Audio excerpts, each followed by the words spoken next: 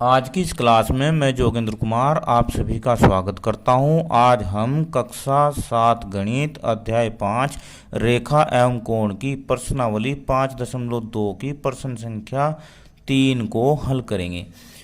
इस अध्याय में हम रेखा एवं कोण से संबंधित प्रश्नों को हल कर रहे हैं।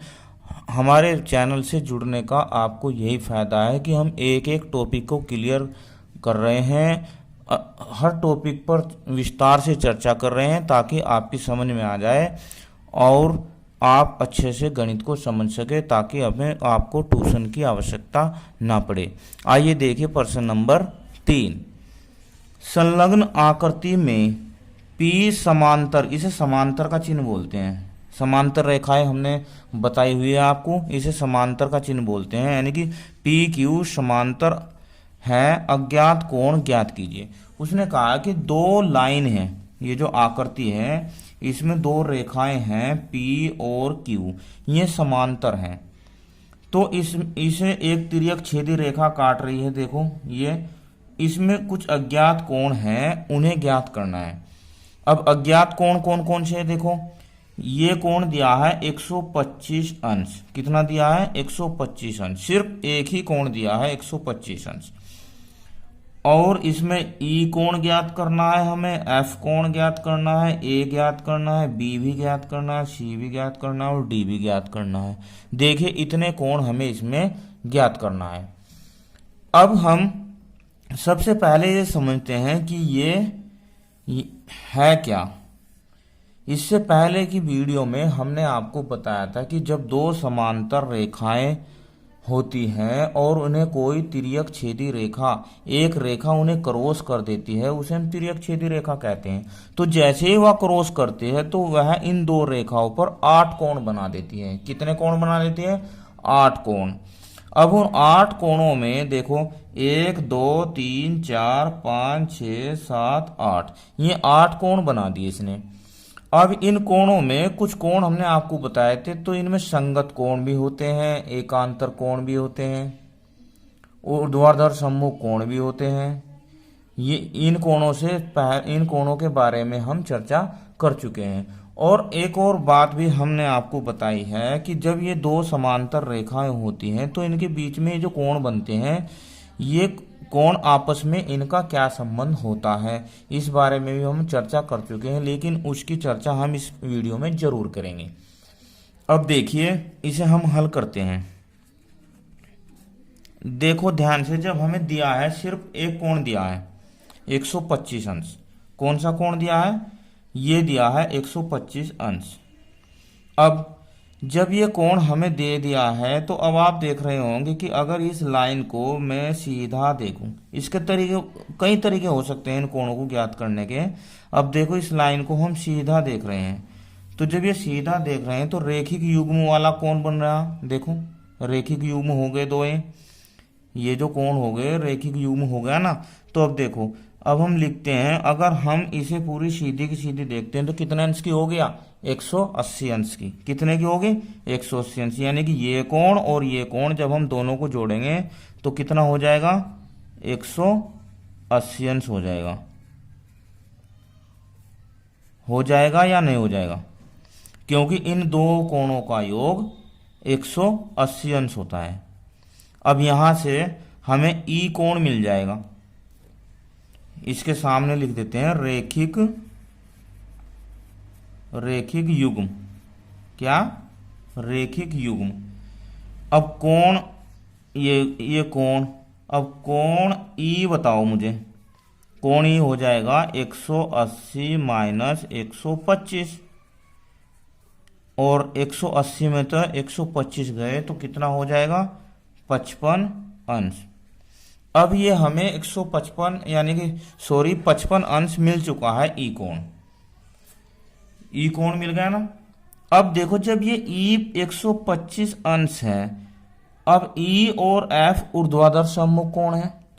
125 ये भी ऊर्ध्वाधर सम्मुख कोण है इसके सामने का, तो E बराबर F नहीं होगा क्या? देखो आप, कोण E बराबर कोण F हो जाएगा या नहीं हो जाएगा? किससे हो जाएगा? यहां लिख देंगे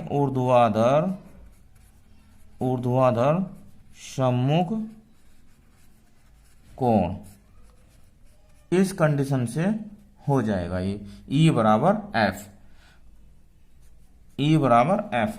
अब उसने एक और बात कही है, P और Q समांतर है, P और Q समांतर है, और जो रेखा है यह T है, यह तिर्यक छेदी रेखा है।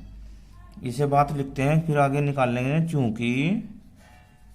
चूंकि P समांतर है Q के और T तिर्यक छेदी रेखा है। अब यहाँ पर E और F तो हमने ज्ञात कर लिए। अब इसमें आ जाते हैं। इसमें देखो एक इसके बराबर होगा, एक इसके बराबर होगा। अब ये यहाँ पर आ जाइए आप, यहाँ पर ये जेड आकार बन रहा है। इससे पिछली वीडियो में हमने आपको बताया था ये है एकांतर अंत एकांतर कोण हो गए ए और एफ, और ऐसी कंडीशन में ये कोण बराबर होते हैं। तो यहाँ से लिखेंगे हम, क्या लिखेंगे, ए बराबर कोण एफ, और एफ बराबर कितना है, देखो 55, कितना है 55, एफ बराबर आ गया हमारा 55। तो एफ 55 है तो ए भी 55 होगा ना, ए बराबर 55 अंश हो जाएगा। अब हमारे पास देखो कौन कौन से हो गए, एफ भी हमारे पास है, ए भी हमारे पास आ गया। अब रहा डी। अब देखो डी है ये संगत कोण, 125 के बराबर ही होगा डी भी। डी क्या होगा, इधर लिख देता हूं मैं, कोण डी बराबर होगा 125 अंश। किस कंडीशन से होगा, संगत कोण से। कहाँ से होगा, संगत कोण, क्योंकि संगत कोण है। और जब डी 125 आ गया तो डी के बराबर ही बी होगा, और बी ये है ऊर्ध्वाधर सम्मुख कोण। तो यहां लिखेंगे कोण डी बराबर कोण बी, किस कंडीशन से, ये हो गया ऊर्ध्वाधर सम्मुख कोण, किससे, ऊर्ध्वाधर सम्मुख कोण से। और डी कितना 125, तो कोण बी कितना होगा बताओ बच्चों, कोण बी हो जाएगा 125 अंश, 125 अंश हो जाएगा। अब ये बताइए, ये ए और सी ये भी ऊर्ध्वाधर सम्मुख कोण है, कोण ए और सी भी तो ऊर्ध्वाधर सम्मुख कोण है। तो यहां पर लिखेंगे हम कोण ए बराबर कोण सी, किससे, ऊर्ध्वाधर सम्मुख कोण, ऊर्ध्वाधर सम्मुख कोण। और सी ए कितना है 55, ए कितना है 55, तो कोण सी भी कितना हो जाएगा 55 अंश। अब हमने देखो सभी कोण प्राप्त कर लिए हैं। कोण सी ये 55 अंश हो गया, कोण बी ये हो गया, और कोण डी 125 अंश हो गया, और कोण ए ये 55 हो गया, और ई हमारा कोण ई आ गया यहाँ से, ई हमने यहाँ प्राप्त कर लिया था। तो हमने सारे कोण प्राप्त कर लिए हैं इस तरह। अब आशा करता हूँ आपको ये समझ में आ गया होगा। वीडियो कैसी लगी मुझे कमेंट में ज़रूर बताना। धन्यवाद, आपका दिन शुभ हो।